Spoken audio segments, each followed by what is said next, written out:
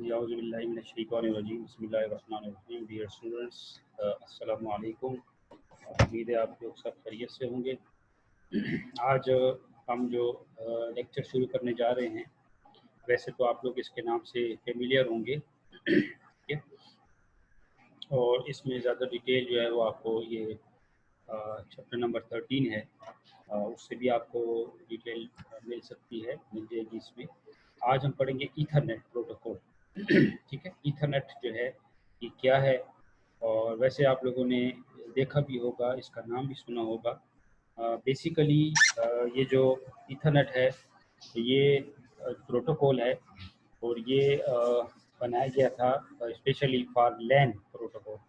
लेकिन जब बात ये होती है कि जब हम फिज़िकल नेटवर्क्स की तरफ चलते हैं, तो हमारा जो फिज़िकल नेटवर्क होता है उसमें, तो ये जो फिज़िकल नेटवर्क होता है इससे मुराद ये होती है कि हमारा जो भी हम कोई लैन बनाते हैं या मैन बनाते हैं या वैन बनाते हैं, तो उसकी फिर कुछ अपनी कंपनीज होती हैं जो कि इन चीज़ों के लिए डिवाइसेस बनाती हैं और इसके लिए स्टैंडर्ड्स बनाती हैं और इसके लिए प्रोटोकॉल्स डिफाइन करती हैं, ठीक है। नेटवर्क्स के बारे में तो आपको पता है कि हमारे पास ये लैन मैन वैन हैं। लेकिन जब हम फिज़िकली कोई भी नेटवर्क्स बनाते हैं तो हम किसी प्रोटोकॉल को फॉलो करते हैं। तो उसमें से जो पहला प्रोटोकॉल, मतलब ये जो ईथरनेट है, ये बेसिकली लैन के लिए बनाया गया, और ये फिर इस कदर पॉपुलर हुआ कि इसके अंदर इसने फिर बहुत से जो पहले से लैन प्रोटोकॉल्स थे, जो लैन डिवाइसेस थी जो हम इस्तेमाल करते थे, वो उसने उस चीज़ को रिप्लेस किया। तो बेसिकली ईथरनेट जो है क्या है, it is a family of computer networking technologies for local area networks and metropolitan area networks, ठीक है। मतलब ईथरनेट जो है ये बेसिकली एक टेक्नोलॉजी की फैमिली है जिसके थ्रू हम लैन बनाते हैं या मैन बनाते हैं। Basically it was commercially introduced in 1980 and first introduced in 1983 as IEEE 802, and since it's been refined to support higher bit rates and longer link distance, ठीक है। Over time Ethernet has largely replaced competing wired LAN technologies such as token ring, FDDI, ArcNet, ठीक है। The Ethernet LAN they was initially developed in 1970s by Robert Metcalfe and David Box, ठीक है। Basically अगर आप इसकी history में पढ़ें, इसमें अगर जाएं, बुक में भी इसकी डिटेल गिवन है। तो ईथरनेट जो है ये बनाया गया था, किन लोगों ने बनाया था, 1970s में ये चीज़ डेवलप की थी, और ये उसके आदर का नाम है जिन्होंने ये प्रोटोकॉल डिज़ाइन किया था। तो ये प्रोटोकॉल इनिशियली जो था यानी एक IEEE वालों ने इसको अप्रूव किया, और इसको 802 के नाम से, प्रोजेक्ट 802 के नाम से एक नाम दिया। और ये उन्होंने बनाया कि भाई अगर हम फिजिकली नेटवर्क्स बनाते हैं, तो हमारा जो फिजिकल नेटवर्क है वो उसको हम क्या नाम देंगे, यानी हमारा जो फिजिकल नेटवर्क है उसकी डाटा रेट कितनी होगी, तो किस सिग्नल के ऊपर काम करेगा, और उनके दरमियान जो है ये सारी चीज़ें जो हैं वो डिफाइन करनी होती हैं। तो फिजिकल नेटवर्क्स को सपोर्ट करने के लिए या फिजिकल नेटवर्क्स बनाने के लिए हमारे पास जो पहला एक बड़ा कॉमन है ये ईथरनेट है। लेकिन ईथरनेट का जो है ये, इसकी मैं आपको एग्जांपल भी दे दूँ, हमारे हम जितना भी अब इस वक्त अपना लोकल एरिया नेटवर्क यूज़ कर रहे हैं, यानी अपने डेस्कटॉप में या लैपटॉप में, ठीक है।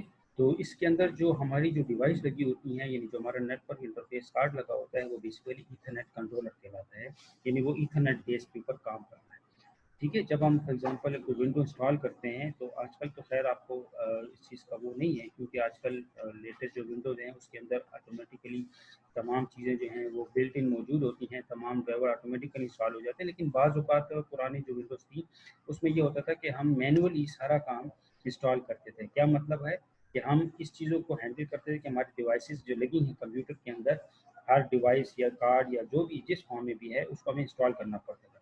तो अगर वो इंस्टॉल नहीं होता तो हम डिवाइस मैनेजर में जाके चेक करते, और डिवाइस मैनेजर पे वहाँ पे लिखा होता था ईथरनेट कंट्रोलर। ये इसका मतलब ये होता है कि जी हमारा जो लैन कार्ड है, जिसको नेटवर्क इंटरफेस कार्ड कहते हैं, ये बेसिकली इंस्टॉल नहीं है, तो उसको इंस्टॉल किया जाता था किसी पार्टिकुलर ड्राइवर के थ्रू, ठीक है जी।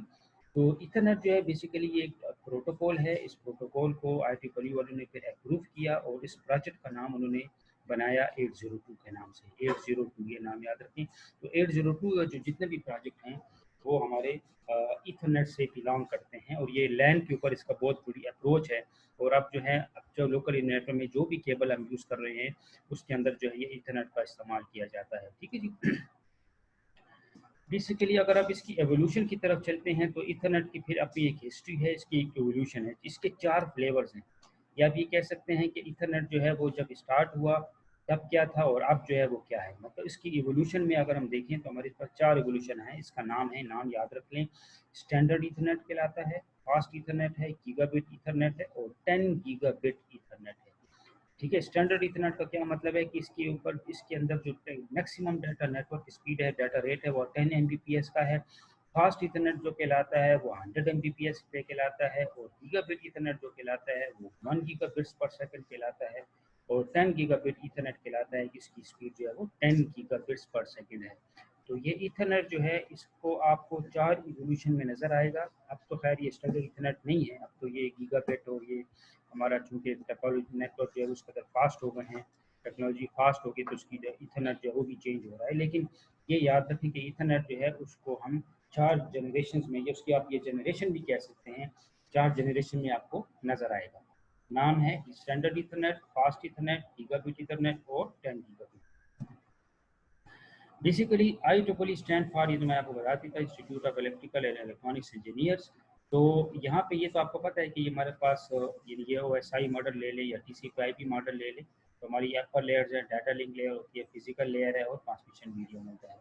तो IEEE जो है उसने फिर जब ये प्रोजेक्ट डिज़ाइन किया और ये ईथरनेट डिज़ाइन किया तो उसने बेसिकली डाटा लिंक लेयर को 2 हिस्सों में डिवाइड कर दिया। एक को कहते हैं लॉजिकल लिंक कंट्रोल लेयर, यानी डाटा लिंक लेयर जो है अब हमारी 2 चीज़ों में डिवाइड होती है, जिसको हम कहते हैं LLC लेयर और मीडिया एक्सेस कंट्रोल, जिसको मैक लेयर कहते हैं। तो इसी तरह ये हमारा, यानी ये जो स्टैंडर्ड आपको नज़र आ रहा है, यानी ये बेसिकली ट्रांसमिशन मीडियम है, ये तो वही हमारे पास है ट्रांसमिशन मीडियम है। OSI या इंटरनेट मॉडल में जो हम यूज़ करते हैं, यहाँ पे जो हम ट्रांसमिशन मीडियम इस्तेमाल करते हैं वो आपकी IEEE स्टैंडर्ड्स हैं। ठीक है, डाटा लिंक में देखें तो ये हमारी LLC लेयर है, इथरनेट मैक और टोकन रिंग मैक और टोकन बस मैक। इसके अलावा जितने भी हमारे पास जो यानी जो हमारा मैक का होता है मीडिया एक्सेस कंट्रोल, ये वो मैक नहीं है जो आप मतलब मैक एड्रेस की बात करते हैं, बेसिकली उसी से बिलोंग करता है, लेकिन यहाँ पे आप उसमें 2 लेयर को डिफाइन कर दी। ये देखें आपका जो डाटा लिंक लेयर है, ये बुक में भी लिखा है, डाटा लिंक लेयर जो है जो आपकी OSI मॉडल में या TCP/IP में हम डिफाइन करते हैं, यहाँ पे IEEE वालों ने ईथरनेट के अंदर जो है 2 लेयर, ये देखें LLC लेयर का काम किया है, लॉजिकल लिंक कंट्रोल लेयर, यानी ये आपका ऊपर से जो डाटा आएगा वो आगे अपने डाटा को प्रिपेयर करेगा फॉर दी ट्रांसमिशन के लिए। और ये जो है ये मैक लेयर है। तो डाटा लिंक लेयर जो है उसको हम फिर 2 हिस्सों में डिवाइड कर देते हैं, एक LLC लेयर कहलाती है और एक मैक लेयर कहलाती है। फिर मैक लेयर के ऊपर अपना हर एक का अपना अपना जो है वो ईथरनेट, अगर ईथरनेट तो ईथरनेट का मैक काम करता है, टोकन रिंग है तो टोकन रिंग का मैक काम करेगा, टोकन बस है, FDDI है, ATM है, जितने भी हमारे पास जो फिजिकली हमारे पास जो नेटवर्क्स हैं वो मौजूद हैं। ठीक है, ईथरनेट के अलावा ये सारे, ईथरनेट जो है वो एक एग्जाम्पल है, ये एक स्टैंडर्ड है। ठीक है, इसके अलावा भी हमारे पास जो है मुख्तलिफ कंपनी के मज़ीद मुख्तलिफ किस्म के नेटवर्क्स मौजूद हैं, उसको कहते हैं फिजिकल नेटवर्क्स, याद रखें। इसी तरह ये देखें, ये आपके पास क्या है, तो ये 2 लेयर है, ये फिजिकल लेयर, यहाँ पे ईथरनेट की फिजिकल लेयर्स हैं। ठीक है, ईथर का टोकन रिंग फिजिकल लेयर है, टोकन बस है। तो इस तरह फिजिकल लेयर वहाँ पे भी है, यहाँ पे भी है, लेकिन हर एक के फिर अपनी अपनी लेयर्स हैं, यानी हर एक की आपको, अगर ईथरनेट काम कर रहा है तो ईथरनेट का LLC अलहदा होगा, ईथरनेट का मैक फ्रेम अलहदा होगा और ईथरनेट का फिजिकल लेयर अलहदा होगा। यानी ज़ाहिर बात है, अगर जहाँ पे डिवाइस जो डिवाइस ईथरनेट पे काम कर रही है तो उसका अपना मैक लेयर होगी और उसका अपना फिजिकल लेयर्स होंगे, यानी उसकी अपनी फिजिकल डिवाइसेस होंगी। अगर टोकन रिंग काम कर रहा है तो टोकन रिंग की अपने डिवाइसेस होंगी, टोकन रिंग की अपनी फिजिकल लेयर्स होंगी। टोकन बस काम कर रहा है तो टोकन बस का अपना मैक होगा और टोकन बस की अपनी फिजिकल लेयर्स होंगी, नीचे आपका मीडियम काम करता है। ठीक। जी, तो स्टैंडर्ड ईथरनेट में क्या होता है, मैक सब लेयर में आप देख लें, तो MAC sub layer governs the operation of the access method and it also frames that are received from the upper layer and pass it to the. तो बेसिकली ये बात याद रखें कि जब हमारा डाटा लिंक लेयर होता है, ये बेसिकली आपके डाटा को प्रिपेयर करता है। ये भी आपको पता है कि आपका डाटा जो होता है वो यहाँ पे जो डाटा यूनिट होती है, जिसमें आपने TCP और साइड में पढ़ा, हमारा क्या होती है, फ्रेम्स होती है, तो यहाँ पे भी हम फ्रेम बनाते हैं। ठीक है, मैक सब लेयर में भी आपका फ्रेम बनता है। ठीक है जी। तो ये चीज़ याद रखें कि हमारे पास जो भी हमारा ये डाटा होता है या जो भी हम यूज़ करते हैं, तो उसके लिए हमारे पास जो है इस चीज़ों के लिए हमारे पास मैक लेयर होती है और LLC टॉप के ऊपर काम करती है और LLC जो, और जो मैक लेयर है वो LLC के नीचे काम करती है। तो मैक लेयर के ऊपर जो है एड्रेसिंग की जाती है, यानी आपके फ्रेम बनाए जाते हैं, कन्वर्ट किए जाते हैं। तो इसी तरह आपका जो फिजिकल नेटवर्क होता है उसके मुताबिक उसका पार्टिकुलर लेयर जो है यानी पार्टिकुलर फ्रेम काम करता है। तो अगर ईथरनेट यूज़ हो रहा है तो उसका ईथरनेट का फ्रेम होगा, और अगर जो है वो टोकन रिंग का कोई नेटवर्क यूज़ हो रहा है तो टोकन रिंग का फ्रेम होगा, उसकी अपनी कैपेसिटी होती है। तो याद रखें कि मैक जो सब लेयर है यानी हर स्टैंडर्ड लेयर में क्या होती है, मैक लेयर क्या करती है, वो आपके एक्सेस मेथड की ऑपरेशन को प्रोड्यूस करती है, यानी उसको प्रॉपर्टी यानी आपके ऑपरेशन एक्सेस मेथड को अपडेट करती है और फिर उसकी फ्रेमिंग करती है। अब इसकी फ्रेम फॉर्मेट में चले जाएं, थोड़ा सा आपको मैं आइडिया दे रहा हूँ। इथरनेट का फ्रेम फॉर्मेट क्या होता है, कंटेन 7 फील्ड्स,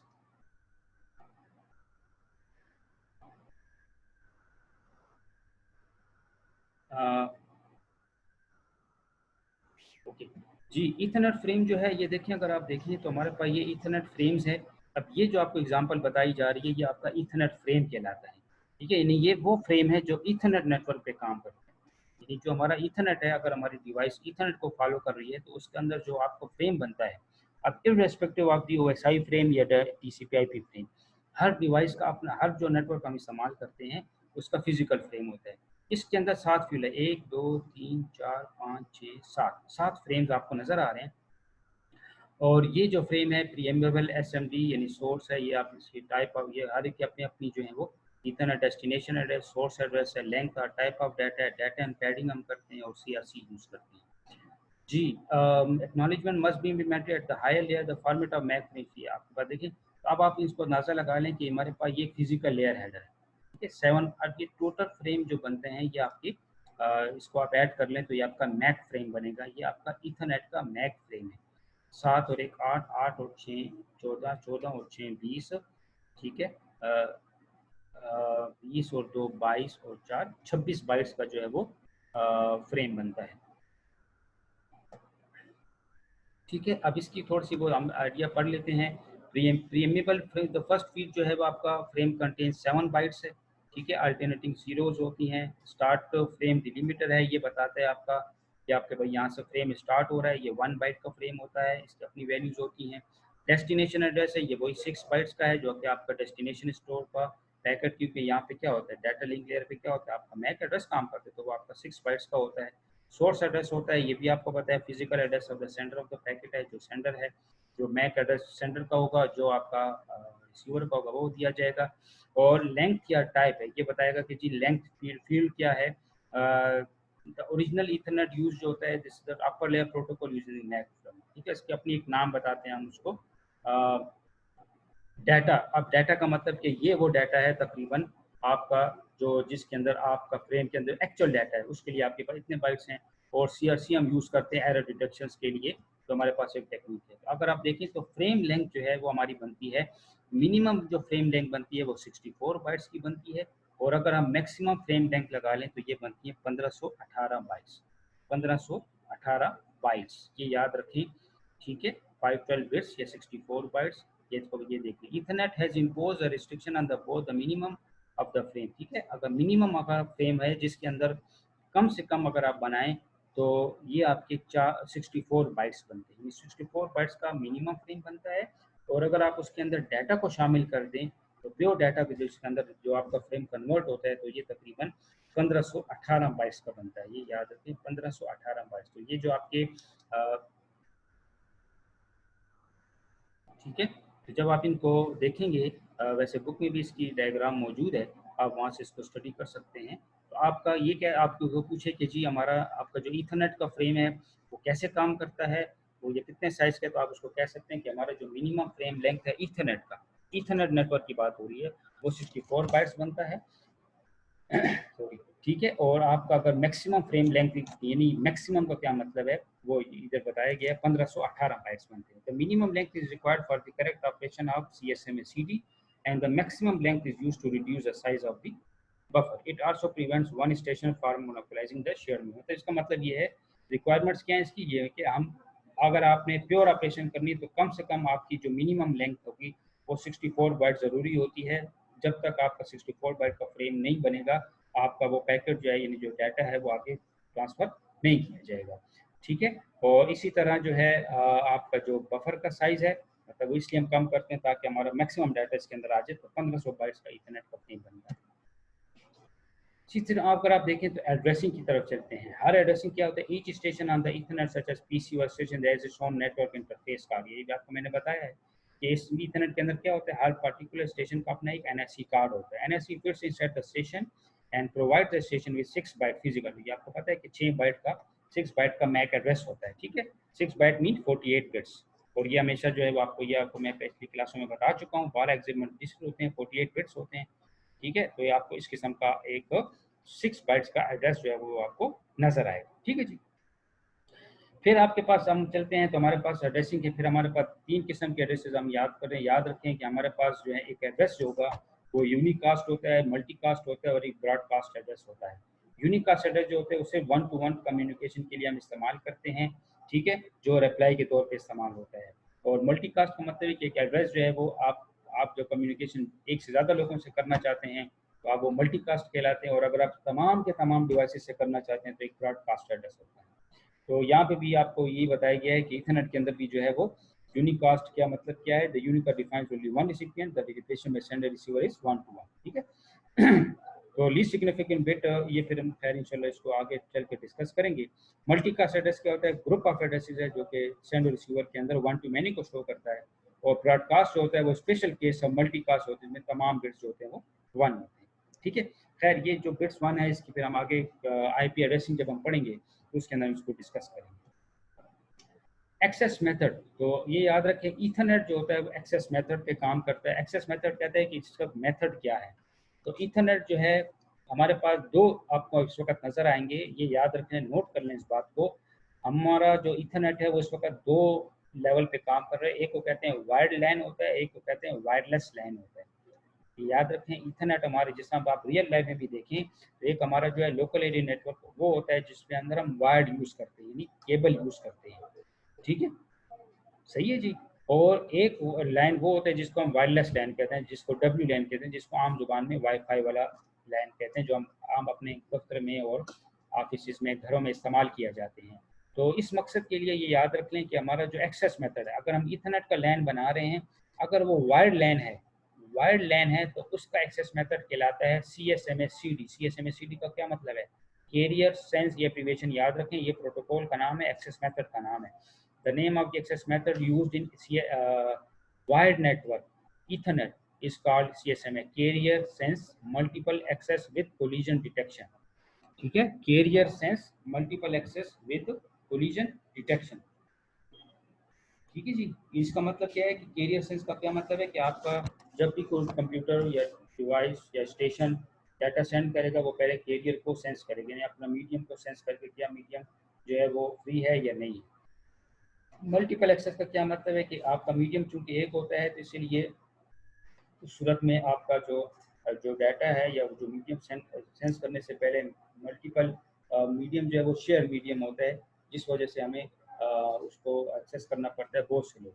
अब कोलिजन डिटेक्शन का, अच्छा, वायर्ड में हम जो एक्सेस मेथड यूज़ करते हैं वो कहलाता है CSMA-CD, और जो वायरलेस के ऊपर जो हम इस्तेमाल करते हैं वो कहलाता है CSMA-CA, ठीक है। CA के आखिर में आपको CA नज़र आएगा, ये नोट कर लें। वैसे ऐसे कहते हैं area sense multiple access with collision avoidance, ठीक है। तो वायर्ड ईथरनेट लैन में, वायर्ड लैन के ईथरनेट में जो एक्सेस मेथड है वो CSMA-CD है, और वायरलेस लैन के ईथरनेट में जो हम एक्सेस मेथड यूज करते हैं वो CSMA-C है, जिसको हम कहते हैं कोलिजन अवॉइडेंस, ठीक है जी।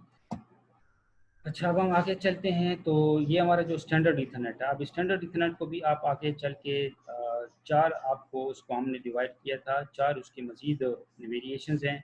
एक को हम कहते हैं 10^5, जिसके अंदर जो बस टोपोलॉजी इस्तेमाल हुई है। अब ये पुराने हैं, मतलब ये क्योंकि इस वक्त जो है वो हमारे पास ये चीज़ें इस्तेमाल नहीं होती, लेकिन चूँकि पहली एवोल्यूशन जो थी वो इथरनेट की थी, उस वक्त मैक्सिमम स्पीड क्या थी, 10^5, नाम याद रख लें, 10^2, 10^T, 10^F, ठीक है।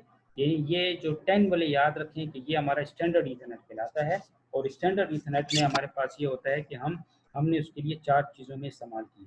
क्या मतलब है कि ये जो 10^5 है ये बस टोपोलॉजी का नेटवर्क है, ठीक है, और इसके अंदर जो केबल हम इस्तेमाल करते हैं वो थिक कोएक्सियल केबल इस्तेमाल करते हैं। इसी तरह 10^2 ये भी बस टोपोलॉजी का नेटवर्क है। आपको पता है बस टोपोलॉजी क्या होती है, और इसके अंदर जो केबल हम इस्तेमाल करते हैं ये थिन कोएक्सियल केबल इस्तेमाल। इसके बाद है जी 10 बेस 3। ये स्टार टोपोलॉजी का नेटवर्क है जो अभी भी हम इस्तेमाल करते हैं, लेकिन अब तो चेंज हो गया, लेकिन जब नया नया बना था उसके अंदर हम यूटीपी केबल इस्तेमाल करते हैं। और 10 बेस 4 ये भी स्टार टोपोलॉजी का नेटवर्क था, इसके अंदर हम फाइबर ऑप्टिक केबल इस्तेमाल करते हैं। तो स्टैंडर्ड इथरनेट की जो इम्प्लीमेंटेशन की गई, या उसकी जो 4 जनरेशन बनाई गई, उसके नाम क्या है? 10 base 5, 10 base 2, 10 base 3 and 10 base 4। ये नाम याद है जी। 10 बेस 5, ठीक है, इसको कहते हैं थिक ईथरनेट। अच्छा ये जरा इसको ठीक कर लें, ये गलत है, ये इंटरनेट नहीं है, ये ईथरनेट है, थिक ईथरनेट। ठीक है जी, ये याद रख लें, थिक ईथरनेट, इसको कहते हैं थिक ईथरनेट। 10 बेस 5 का मतलब क्या है? अब इसको मैं बता दूं कि ये 10 का मतलब क्या है, बेस बैंड का मतलब क्या है, और 5 का मतलब क्या है। ये देखें, the name 10 base 5 is derived from the several characteristic of the physical medium. The 10 refers to transmission speed of the maximum 10 Mbps, यानी 10 megabits per second। ये मैंने अभी आपको बता दिया। तो ये वो इथरनेट का नेटवर्क था जो कि 10 Mbps पे काम करता था। बेस का मतलब होता है बेस बैंड सिग्नलिंग, जो कि यानी जिसके अंदर उसको हम कहते हैं डिजिटल सिग्नल। ठीक है, यानी हमारा पास में जो डाटा होता था, वो बेस बैंड सिग्नल पे काम करता था, यानी इसके अंदर जो डाटा डिजिटल सिग्नल में काम करता था। और ब्रॉडबैंड का मतलब क्या होता है? Analog signal. And the 5 stands for the maximum segment length of 500 meters. इसका मतलब क्या है कि आप अगर 10 बेस 5 का मतलब 5 से फिर आप 500 मीटर, यानी आप अगर थिक इथरनेट बनाते थे और 10 बेस 5 का नेटवर्क बनाते थे, तो आपका एक local area network maximum maximum 500 meter की सेगमेंट्स के ऊपर मुश्तमिल होता था। ये याद रख लें, 500 मीटर यानी आधा किलोमीटर, जिसको 1600 फीट कहते हैं। It was the first Ethernet specification to use a bus topology with external transceiver connected via tap to a thick coaxial cable। ये आप देखें, ये क्या थी? ये हमारे पास एक केबल, ये केबल सेगमेंट आपको नजर आया, यानी एक मेन केबल है। अब आपको जेन में होगा कि हमने बस टोपोलॉजी पढ़ी है। बस टोपोलॉजी का क्या मतलब है? वो टोपोलॉजी जिसके अंदर हम एक मेन केबल इस्तेमाल करते हैं। क्या इस्तेमाल करते हैं? एक मेन केबल इस्तेमाल करते हैं। ठीक है जी। तो इसी तरह ये आपकी एक मेन केबल होती थी हमारे। अब वेम केबल के ऊपर एक वेम्पायर, वेम्पायर का मतलब समझते हैं? वेम्पायर किसे कहते हैं? वेम्पायर कहते हैं जो क्या है, जो आदम फोर टाइप जो खून पीते हैं। बेसिकली होता ये होता है, क्योंकि अब ये इसके अंदर मैंने आपको बताया कि ये थिक क्यों कहते हैं, इसके अंदर थिक कोएक्सियल केबल इस्तेमाल होती थी। इसके अंदर थिक कोएक्सियल केबल इस्तेमाल हमने पढ़ी ना, कि कोएक्सियल केबल जो है उसकी 2 वर्जन है, एक थिक कहलाती है और एक जो है थिन कहलाती है, और एक जो है केबल टीवी की कहलाती है। तो वो जो मोटी वाली केबल हम इस्तेमाल करते थे, उससे जो हम नेटवर्क बना, अब ये पहले की बात है, मतलब अब ये चीज़ इस्तेमाल नहीं हो रही, लेकिन चूंकि स्टडी है तो आपको पता होना चाहिए। तो ये आप देख सकते हैं कि हमारा जो केबल सेगमेंट है, यानी ये आपके पास मेन केबल, यानी आप इस मेन केबल के ऊपर जो है वो क्या कहते हैं, ये बनाते थे। तो ये वेम्पायर की सूरत में हम इसके अंदर वो, यानी एक पिन होती थी उसके अंदर, उसकी केबल के अंदर, क्योंकि मोटी केबल होती थी, आप उसकी कनेक्शन नहीं बना सकते थे। तो बेसिकली हम उसको क्या करते थे, वेम्पायर, यानी वो उसके अंदर गाड़ देते थे। उसके बाद फिर हमारे पास एक डिवाइस होती थी जिसको कहते थे ट्रांसीवर। एक ट्रांसीवर डिवाइस लगती थी हर एक स्टेशन के पास। ट्रांसीवर के बाद फिर आपका लैन अडाप्टर होता था, और लैन अडाप्टर आप क्या करते थे? ये DB15, ये आपके पास ये कनेक्टर के नाम है। ठीक है, ये आपके पास अलग केबल होती थी, यानी ये एक उस तरह कम्युनिकेशन नहीं, कनेक्शन नहीं था जो आपको नॉर्मली नजर आता है। ठीक है, तो 10 बेस 5 का जो इथरनेट होता था बेसिकली, उसके अंदर हम एक ट्रांसीवर, तो ये उसके बाद फिर ये लाइन अडाप्टर किसी स्टेशन के पास लगता था। और हर स्टेशन केबल सेक्शन क्या है मतलब है कि यानी हर स्टेशन के दरमियान जो है वो तकरीबन 2 स्टेशन के दरमियान कितना डिस्टेंस होना चाहिए था? 2.5 मीटर का, 2.5 मीटर के दरमियान हम डिस्टेंस रख सकते हैं। तो जब इसको मिलाएं तो ये तकरीबन 500 मीटर, यानी इसका मतलब ये है कि बस ये पॉइंट याद रख लें कि अगर आप थिक ईथरनेट बनाते थे जिसका नाम था ईथरनेट 10 बेस 5, तो 10 बेस 5 का ये मतलब है कि आपका ये जो नेटवर्क था इसकी मैक्सिमम डाटा स्पीड कितनी थी? 10 मेगाबिट्स पर सेकेंड। 5 का क्या, बेस का मतलब क्या है कि ये बेस बैंड सिग्नल को फॉलो करते हैं, डिजिटल सिग्नल को फॉलो करता था। और 5 का क्या मतलब है कि आप इससे एक लोकल एरिया नेटवर्क 500 मीटर के अंदर अंदर कहीं भी कंप्यूटर्स को आप इसमें कनेक्ट कर सकते हो। 500 मीटर से ज़्यादा आप नहीं सपोर्ट कर सकते, तो इसके अंदर क्योंकि केबल की कैपेसिटी होती है। क्लियर है जी। तो ये लैन की टोपोलॉजी, ये लैन की बात हो रही, कोई मैन की हम बात नहीं कर रहे हैं। ठीक है, तो ये बस टोपोलॉजी बेस था। It was the first ethernet to use a bus topology with the external transceiver, ये एक्सटर्नल ट्रांसीवर लगता था, कनेक्टेड वाया टैप, ये टैप होती थी to a thick coaxial cable जो आप किसी केबल के साथ कनेक्ट करते थे। ठीक है जी। इसी तरह हमारे पास इसके बाद एक और नेटवर्क क्या आया, 10 बेस 2 ईथरनेट, 10 बेस 2 जिसको कहते हैं थिन ईथरनेट, ये इंटरनेट नहीं है, सॉरी, ये ठीक कर लें, ये थिन ईथरनेट है, ईथरनेट। ये वो है जिसकी अमूमन मैंने आपको क्लास के अंदर एग्जांपल दी थी। ठीक है, क्लास के अंदर जो मैंने आपको बताया था कि हमारे पास हम जो मैंने आपको तरीका भी बताया था। अब आप ये देखें, ये जो आपके पास क्या है, ये टर्मिनेटर इसके अंदर लगते हैं, तो ये क्या है, ये हम एक लैन कार्ड लगाते हैं, ये बीएनसी लैन कार्ड के बैक के ऊपर वायर लगता था बीएनसीटी कनेक्टर, इसके अंदर जो बस ये थिन नेट बस है। ठीक है, अब इसका क्या मतलब है, 10 बेस 2 क्या मतलब है, the maximum data speed is thin net, thin Ethernet. ठीक है, यानी थिन ईथरनेट कह दिया मैंने, यहाँ लिखा हुआ चीपर नेट। केबल जो है वो मोर फ्लेक्सिबल थी, मोटी केबल नहीं होती थी, पतली केबल होती थी। ठीक है, और इसका जो ट्रांसीवर होता था बेसिकली वो आपका एनएससी, यानी जो हमारा इंटरनेट इंटरफेस कार्ड है, वो नॉर्मली हम कहाँ पे लगाते हैं, कंप्यूटर के अंदर लगते हैं। यहाँ पे वहाँ पे मैं बाहर लगाते थे, यहाँ पे क्या उसके अंदर हो गया, तो नेटवर्क इंटरफेस कार्ड उसी के अंदर शामिल होता था। तो 10 का मतलब 10 Mbps, बेस का मतलब बेसबैंड सिग्नल, वही फर्क है, सिर्फ फर्क क्या है, 2 का क्या मतलब है, 2 का ये मतलब है कि आपका ये जो हम नेटवर्क बनाएंगे ये 200 का मतलब यहाँ पे जो मैक्सिमम सेगमेंट लेंथ कितनी, 185 मीटर, ये नोट कर लें, शायद अब यहाँ पे मैंने लिखा है या नहीं लिखा, ये नोट कर लें जी, ये है 185 मीटर। जिस तरह आप अगर थिक इथरनेट बनाते, ठीक है, या बनाते थे, अगर आप तो आप एक 500 मीटर के अंदर लोकल एरिया नेटवर्क बना सकते थे, लेकिन अब आप जो है वो क्या कर सकते हैं, वो 200 मीटर, यानी 200 मीटर एक्चुअली नहीं होता, ये बेसिकली बनता है 185 मीटर। तो 185 मीटर के अंदर अंदर आपका जो नेटवर्क बनेगा वो उसकी, तो इसीलिए ये जो थी इथरनेट अगर बनाते थे तो उसके अंदर चूंकि थिक कोएक्सियल केबल कॉस्टली होती थी, महंगी होती थी, उसके ऊपर ज़्यादा खर्चा आता था, उसके ऊपर केबलिंग के ऊपर भी खर्चा आता था, डिवाइसेस के ऊपर भी खर्चा आता था। तो अगर आपने कास्ट को सामने रखना है, तो अगर आपके पास नंबर ऑफ यूजर्स कम है तो फिर हम ये वाला नेटवर्क बनाते थे। The implementation is most cost effective than this as thin flexible less expensive।